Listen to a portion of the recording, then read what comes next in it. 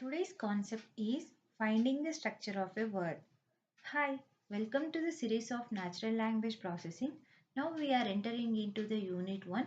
The first concept is finding the structure of a word. Let's see what is a word. Words are not just random combinations of letters or sounds.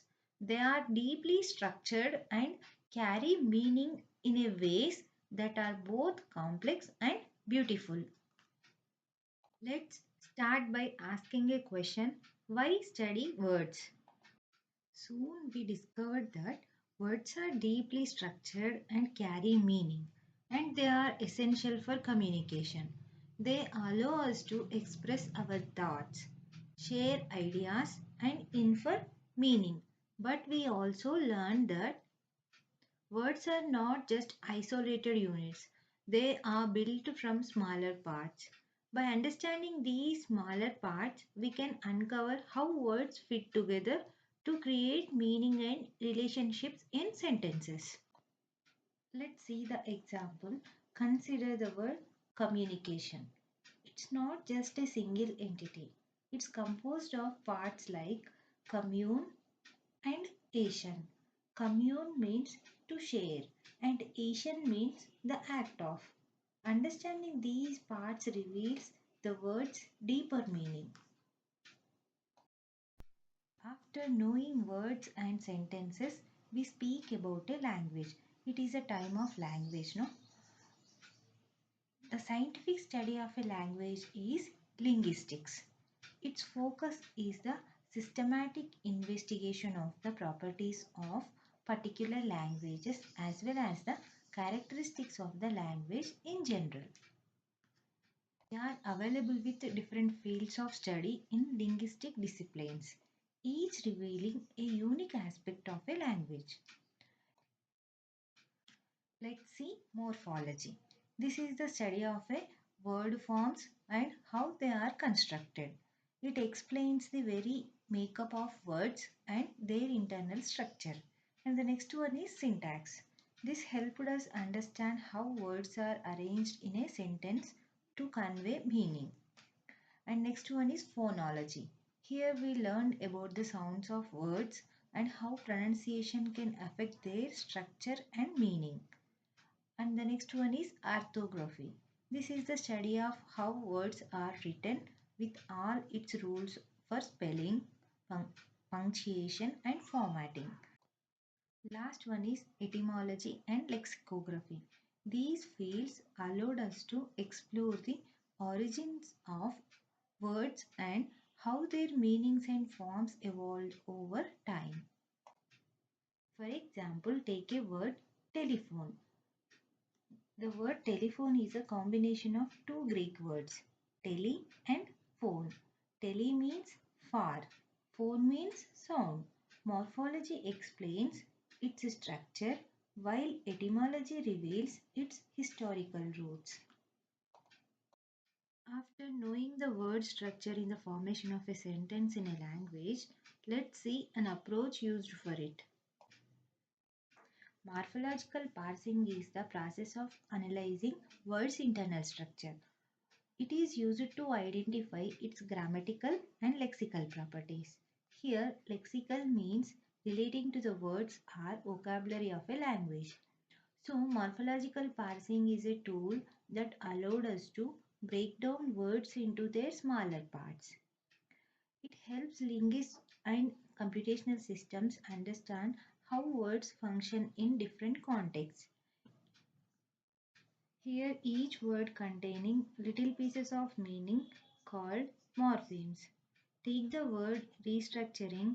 For example, this restructuring can consist three separate parts: prefix, root, suffix. Here the root word is struct. So for the struct we are adding one prefix re and one suffix ing. So here the re defines that again and struct means build, and here that ing indicates that an ongoing process. This breakdown shows the meaning as the process of building again. we could see how each part contributed to the meaning of the whole word. The study of words elaborated by their components. Word consists of multiple components. They are phonemes, graphemes, morphemes. From the word components, the first one is phonemes. Phonemes is the smallest sound units in speech, like the letter B sound in word bat. As you already know about phonology in linguistic disciplines. Next, the second one, graphemes. It is the smallest written units that represented those sounds, like the letter B in bat. As you already learned about orthography in language discipline. And the last one is morphemes. The smallest meaningful units in a word is morpheme. Example, if we take a word unhappy, here un is a prefix which adds negation. So here un is a morpheme and happy is also another morpheme. And another definition of morpheme is smallest meaningful units of a language. As we know, morphemes are the smallest units of a meaning in a language. They can be classified into two types. One is free morphemes and another one is bound morphemes. Let's see the first one, free morphemes. A free morpheme can stand alone as a word because it has meaning on its own. These morphemes don't require attachment to other morphemes to convey meaning. Suppose take example book. This is a free morpheme because it can stand alone and has its own meaning. It does not need any additional morpheme to be understood as a noun. Either it is referring to a physical book or a digital book. The second type of morpheme is bound morpheme. A bound morpheme cannot stand alone as a word. It needs to attach to a free morpheme to form a word and convey meaning. These can be prefixes, suffixes or infixes. For example, take a word un. This prefix is used in unhappy. Un is a bound morpheme because it cannot stand alone. It needs to be attached to a free morpheme like happy to create the word unhappy, which means not happy. Un is used as a prefix here.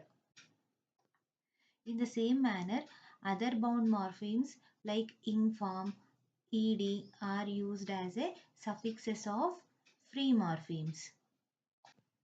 This is about morphemes. Let's see an wholesome example of components of a word. When we look at the word unhappiness, these graphemes are written characters that correspond to the sounds we hear when the word is spoken.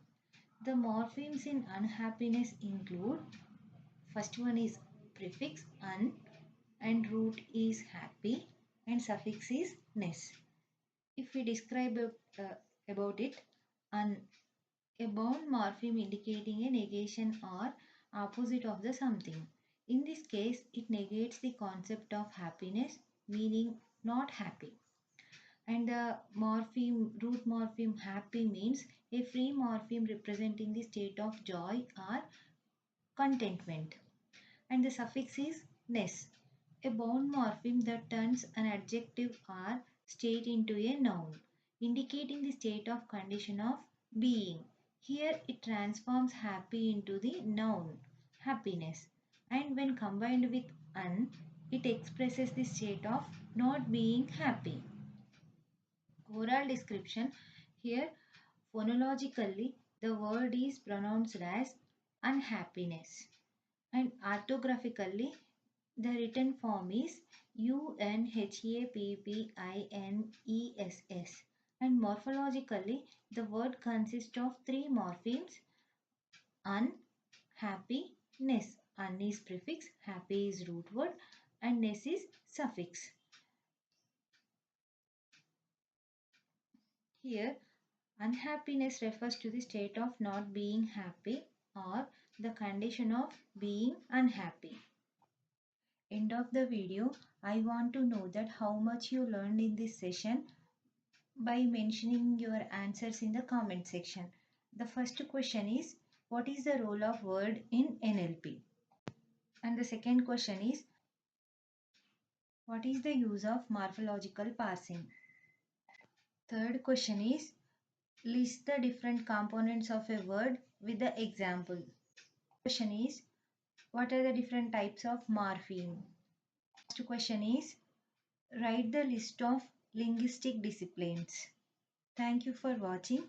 Follow us for more updates and upcoming videos.